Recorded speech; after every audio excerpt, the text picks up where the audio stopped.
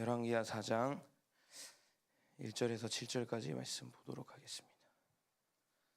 다 찾으신 줄로 알고 함께 봉독하도록 하겠습니다. 1절입니다. 선지자의 제자들의 아내 중에 한 여인이 엘리사에게 부르짖어 이르되 당신의 종 나의 남편이 이미 죽었는데 당신의 종이 여호와를 경외한 줄을 당신이 아시는 바니이다. 이제 빚준 사람이 와서 나의 두 아이를 데려가 그의 종을 삼고자 하나이다 하니 엘리사가 그에게 이르되 내가 너를 위하여 어떻게 하리야? 내 집에 무엇이 있는지 내게 말하라. 그가 이르되 계집종의 집에 기름 한 그릇 외에는 아무것도 없나이다 하니 이르되 너는 밖에 나가서 그릇을 빌리라. 빈 그릇을 빌리되 조금 빌리지 말고 너는 내 두 아들과 함께 들어가서 문을 닫고 그 모든 그릇에 기름을 부어서 차는 대로 옮겨 놓으라 하니라. 여인이 물러가서 그의 두 아들과 함께 문을 닫은 후에 그들은 그릇을 그에게로 가져오고 그는 부었더니 그릇에 다 찬지라. 여인이 아들에게 이르되 또 그릇을 내게로 가져오라 하니 아들이 이르되 다른 그릇이 없나이다 하니 기름이 곧 그쳤더라. 그 여인이 하나님의 사람에게 나아가서 말하니 그가 이르되 넌 가서 기름을 팔아 빚을 갚고 남은 것으로 너와 내 두 아들이 생활하라 하였더라. 아멘. 네, 앞선 3장에서는 이제 엘리야의 후임으로 이제 엘리사가 선택을 받게 되고 나라를 구하는 모습을 보게 되고요. 오늘부터 볼 4장은 엘리사가 개개인을 만나며 또 하나님의 은혜를 베푸는 모습을 볼 수가 있습니다. 대다수의 남성이 그렇듯 자기 군생활이 제일 힘들다고 이야기하듯 그 누가 됐든지 간에 자기가 겪은 고난보다 더 큰 고난은 없다고 사람은 생각하게 마련이죠. 하나님이 얼마나 좋으신 분인지 그래서 개인이 원하는 그런 고난들 아픔들을 하나님께서 가장 또 잘 아시기 때문에 온 우주를 창조하신 하나님께서 그 개인이 겪는 어려움들 고난들 그런 것에 또한 그런 기도에 귀 기울이시고 온 우주를 창조하신 하나님께서 그 가장 자그마한 한 사람의 삶에 역사하시는 모습을 성경을 통해 많이 볼 수 있게 되지요. 전지전능한 하나님께서 오늘 우리가 하는 기도를 또한 들으시고 또한 우리의 고통을 들으실 줄을 믿습니다. 바로 그래서 오늘 우리가 기도하는 이유도 바로 거기 있는 것이라고 생각이 되어집니다. 본문을 보면 엘리사의 제자 중 한 사람이 죽게 되었던 것 같습니다. 그에게 아내와 두 아들이 있었는데 어쩌다 보니까는 빚을 지게 된 것 같아요. 그래서 남편이 죽으니 아내가 혼자 이 가게를 이끌어 가면서 살아가려고 하는데 요즘도 그것이 쉽지 않은데 하물며 그 시대 이 문화권에서는 한 여인이 한 가정을 이끄는데 얼마나 힘든 삶이었겠습니까? 설상가상 진퇴양난으로 빚쟁이들까지 찾아와서 협박을 하면서 갚을 돈이 없거든 너희 두 아들로 빚을 갚아라 라고 이야기하는 상황까지 오게 돼버리고 만 것입니다. 그때 여인이 엘리사를 찾아오게 되죠. 마지막 희망을 하나님께 걸어본 것이 된 것입니다. 그 여인이 남편이 살아생전 하나님께 얼마나 헌신적이었고 충성적이었고 얼마나 하나님을 경외하는 사람이었는지를 엘리사에게 떠올리게 하면서 도움을 구하게 되죠. 여기서 포인트입니다. 우리가 하나님의 기적을 경험하는 조건이 있는데 그 조건 중에 하나는 그 기적을 경험할 만한 삶을 살았는가입니다. 그러니까 다른 얘기로 하면 무엇이냐면 과연 내 삶이 하나님이 책임져 주실 만한 삶을 살았는가가 바로 기적을 경험하는데 첫 번째 조건이 된다고 하는 것입니다. 하나님의 능력은 줄거나 더 더해지지 않는다는 것을 우리는 모두 믿죠. 그게 무슨 말이냐면 하나님의 능력은 뭐 더하거나 줄 것 없이 완벽한 능력이 우리 하나님의 능력이기 때문에 그렇습니다.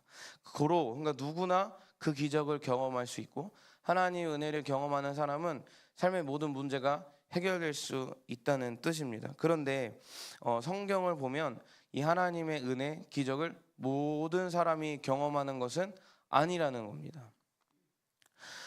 하나님의 기적을 경험하려면 바로 스토리가 있어야 되는 것 같아요. 그게 뭐 어떤 하나님하고 어떠한 그런 이야기들이 반드시 있어야 된다고 하는 것이죠. 사도행전의 고넬료를 우리가 먼저 보면 천사가 그에게 먼저 찾아와서 이렇게 이야기를 하잖아요. 너의 선행과 기도를 하나님께서 보셨다라고 하면서 베드로를 초청해서 하나님의 은혜를 경험하게 되고 하나님을 만나게 되고 구원받는 은혜를 경험하게 됩니다. 히스기야도 마찬가지죠. 죽을 날을 이미 받아놨습니다. 그런데 문을 닫고 방으로 들어가서 벽을 보면서 하나님께 기도를 하기 시작합니다. 하나님, 내가 이전에 행했던 선한 일을 기억하여 주사 내 생명을 연장시켜 주십시오. 기도를 하니까 하나님께서 곧장 마음을 바꾸셔서 히스기야에게 15년이라는 세월을 더해 주시지 않습니까? 그런 거 보면은 신앙에는 결코 공짜가 없다는 사실을 깨닫게 되는 것 같습니다. 신앙은 결국 우리의 무언가 대가를 지불해야만 하는 것이 신앙생활이라는 생각이 들게 됩니다. 경건하게 살아가려고 포기했던 그런 부분들이 있잖아요. 그런 부분들을 하나님께서 반드시 기억한다고 하는 것이죠. 우리가 거룩하게 살아가려고 우리가 포기했던 그것들을 하나님이 기억하셔가지고 우리의 삶에 은혜가 가장 필요한 그때에 하나님께서 우리는 생각하지도 않았지만 그때 하나님께서 우리의 삶에 기적의 은혜를 베풀어 주시는 겁니다. 이에 또 엘리야가 그 여인에게 이렇게 묻습니다. 너를 위해 무엇을 해주길 원하느냐? 내 집에 무엇이 있느냐? 그러니까 여인이 대답하기를 이젠 기름 한 그릇이 나에게 있는 전부입니다 라고 이야기를 합니다. 그러니까 엘리사가 동네로 들어가서 모든 사람들에게 그릇을 있는 대로 빌리고 조금도 아니고 내 집안에 가득 채울 만큼 그릇을 빌려다가 거기에다가 기름이 차는 대로 계속해서 기름을 채워 넣어라, 기름을 부어라 명령합니다. 기적을 경험하는 두 번째 조건이 무엇이냐? 여러분 다들 아시겠지만 두 번째는 믿음입니다. 믿음. 이 기름 한 그릇이 주는 의미가 무엇이었냐면 지금 이거 한번 쓰면 이제 뒷일은 없는 겁니다. 그러니까 아무것도 없는 거예요. 그러니까 남편의 죽음, 여인의 절망이 이 기름 한 그릇에 다 담겨 있다는 것이죠. 그런데 이 죽음과 절망이 생명과 소망으로 바뀔지 과연 누가 알았겠느냐는 거예요. 이 여인도 막상 이 선지자를 찾아갔을 때 그런 기대까지는 안 했을지도 모르겠습니다. 그런데 그 엘리사가 이야기를 하자마자 여인 안에 믿음이 생겨나서 순종함을 통해서 절망과 죽음이 생명과 소망으로 바뀌는 것을 경험을 하게 된 것입니다. 지금 우리 가운데에 이런 절망과 죽음과 같은 때를 경험하고 계시는 분 계실지 모르겠습니다. 기름 한 그릇밖에 내 삶에 더 이상 남아있지 않은 것 같은 그런 삶을 살아가시는 분들 계실지 모르겠습니다. 그런데 하나님께서 열왕기상 4장 오늘 1절부터 7절의 말씀을 통해서 우리에게 이렇게 말씀을 해주시는 것 같아요. 사랑하는 내 딸아, 사랑하는 내 아들아, 너희 안에 아직 나를 향한 믿음이 있다면, 겨자씨만한 믿음이라도 있다면 그 죽음과 절망을 내가 오늘 생명과 소망으로 바꾸어 주겠다. 오늘 하나님께서 우리에게 그렇게 말씀해 주시는 것 같습니다. 여러분, 믿음이 무엇이죠? 믿음은 끝까지 변치 않는 것입니다. 믿음은 한번 믿었으면 하나님을 향해서 시선을 고정하고 흔들리지 않는 것입니다. 하나님을 신뢰하는 것입니다. 믿음은 현재 지금 상황을 보는 것이 아닙니다. 내가 믿음을 가지고 하나님이 이 상황을 어떻게 변해 주실까 기대하고 소망하는 것을 갖는 것, 그것이 바로 믿음이라고 하는 것이죠. 그리고 내가 믿음으로 고백한 그것이 이미 이루어졌다라고 믿고 감사할 줄 아는 것, 그것이 진정한 믿음이라고 하는 것이죠. 자기 하인의 중풍병을 고치기 위해 예수님께 나온 백부장이 있습니다. 예수님께서 그래 내 집으로 함께 가자 그러는데 백부장이 이렇게 고백합니다. 저도 군사를 부려봐서 압니다, 주님. 그런데 나보다 높으신 주님께서 내 집에 오심이 도대체 무슨 말씀이십니까? 말씀만 해주십시오. 그러면 나올 줄을 믿습니다.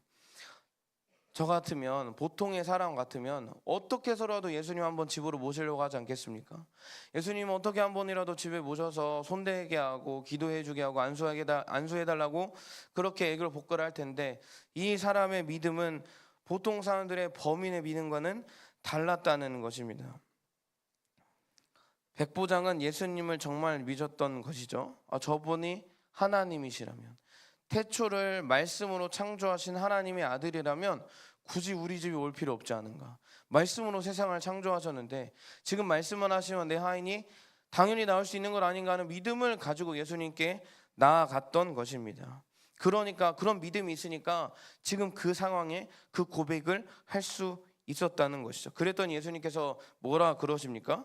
내가 이스라엘 중에서 아무에게도 이만한 믿음을 보지 못하였노라. 예수님께서 이 말씀을 해 주시는 것이죠. 예수님 마음에 감격과 감동을 하게 된 것입니다. 저 백부장은 내가 어떤 존재인지, 내가 누군지 저 사람만은 정확히 알고 있구나. 사랑하는 인천방주교회 성도님들, 우리가 예수님께 이 칭찬을 받는 사람 되어야 하지 않겠습니까? 이 마지막 때에 이르러서 하나님께서, 예수님께서 이 마지막 때에 내가 어디서 믿음을 보겠느냐 말씀하시는데, 우리 인천방주교회 모든 성도님들과 저희 종들을 보면서 내가 한국교회에서 내가 도대체 이만한 믿음을 본 적이 없다, 이 칭찬받는 우리가 되었으면 좋겠습니다. 인천방주교회만큼은 내가 누군지를 아는구나. 아무도 내 존재를 인정하지 않고 아무도 나를 경외하지 않는 이때에 인천방주교회만큼은 다르구나. 나를 경외하는 사람들이 이곳에 가득 모여 있구나. 하나님께 이 칭찬받는 우리가 되었으면 좋겠습니다. 이 욕심이 우리에게 있었으면 좋겠어요. 나는 믿음으로 칭찬받는 사람이 반드시 될 거야. 우리 이따가 저녁에 화요 중보 기도에 나와서 여러분 다 기도하실 거지 않습니까?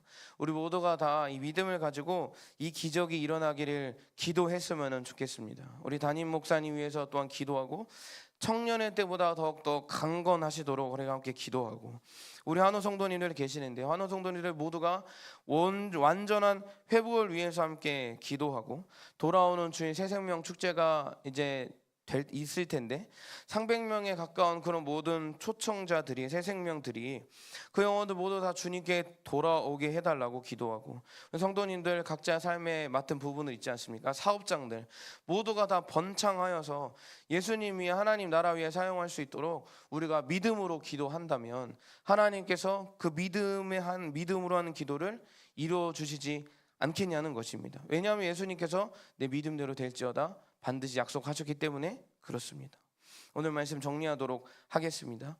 마지막 기적을 경험하는 세 번째 조건은 순종입니다.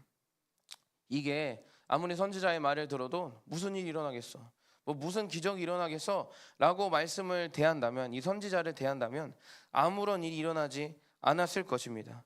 무슨 일이 일어나겠어 하고 기름을 혹시 안 부었다고 생각해보고, 혹은 그릇을 잔뜩 빌리지 않고 조금만 빌렸다고 한번 생각을 해보자고요. 그러면 형편도 똑같고 나아질 것은 전혀 없고 평생 후회만 하는 삶을 사는 것입니다. 우리도 때로는 그럴 때 있잖아요.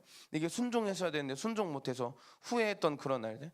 그래서 은혜를 분명 경험할 수 있었는데 은혜를 경험하지 못했던 순간들. 아이고 더 빌려올 걸, 그때 더 할 걸, 그때 내가 조금 더 이렇게 해볼 거라는 후회만 남게 된다고 하는 것입니다.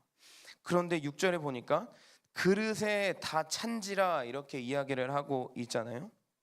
여러분, 하나님은 우리에게 너무나 부어주고 싶어도 우리가 준비되어 있지 않으면 하나님께서는 부어주실 수 없다고 하는 것입니다.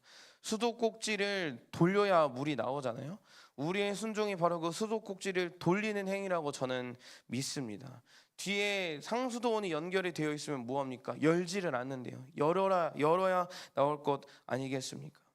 우리에게 믿음이 있다면 순종을 하게 되어 있는 것입니다. 그러니까 행함 없는 믿음은 가짜라고 하는 게 분명히 많습니다. 왜냐하면 우리가 믿음에는 능력과 힘이 있기 때문에 믿으면 그대로 행하게 되어 있기 때문에 그렇습니다. 사람을 움직이는 거예요. 베드로를 보십시오.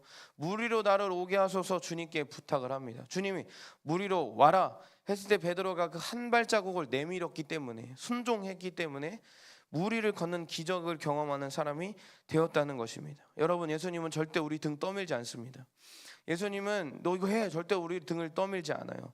강압적으로 우리를 밀어넣지 않습니다. 우리가 할 건 해야 되는 것입니다.